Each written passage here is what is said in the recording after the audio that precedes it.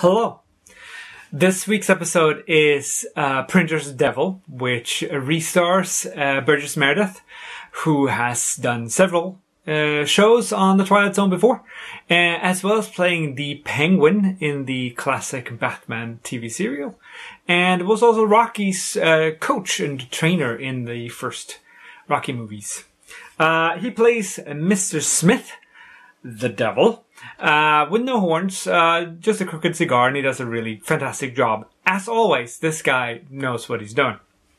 So, he lights his cigarette twice in the show by just having flame coming off his hand, which looks really fancy and is a very simple trick to do. You just have a flammable liquid and you have water or wax underneath, and then you just light it and then you show it off and then put it out and you don't get burned. It's really quite cool though. It looks nice. You do see a sort of light shine to his hand, so you can tell that there's a liquid on it. Now, he's working with a linotype machine. Now, he's supposed to be super fast and super cool with this. Now, I think this is part of why the Twilight Zone is interesting in that way, because of how it shows its age. I don't know anything about linotype machines, and I'm sure most of you have never ever seen a linotype machine or watched it in use.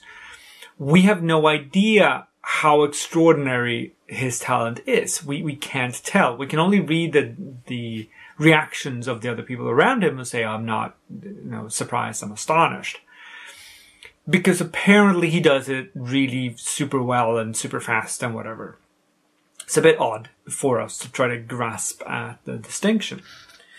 Of course, the show has the line, "Speak of the devil," which is, of course, speak of the devil and he shall appear.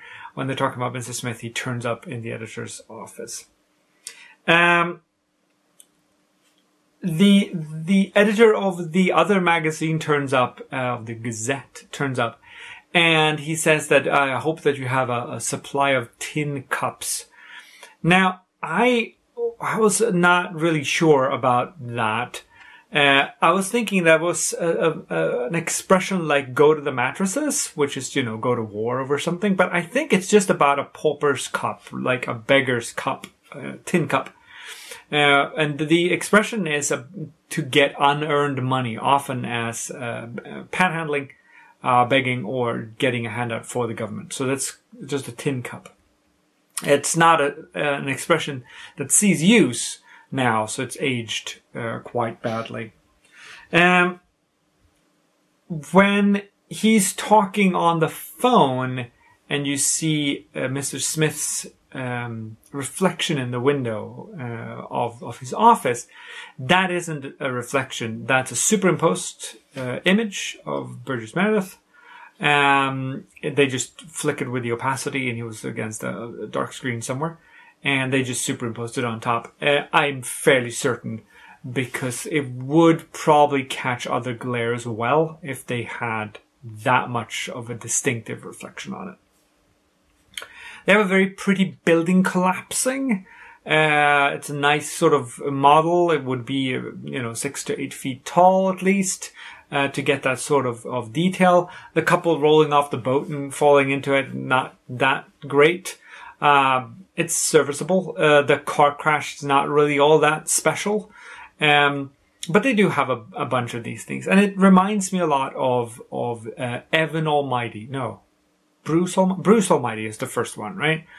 Where he is also a reporter and he becomes, Mr. Exclusive because he just happens to be where there's a meteor strike or whatever.